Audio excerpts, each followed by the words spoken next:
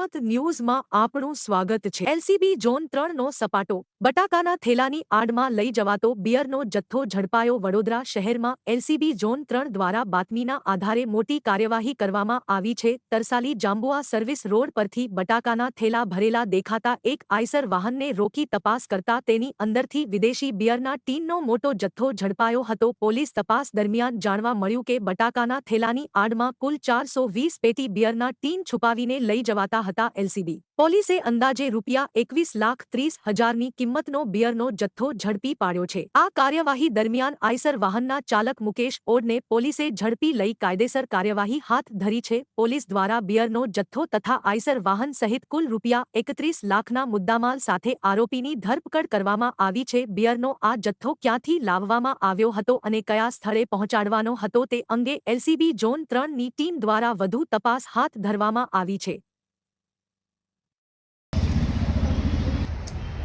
થઈ ગયા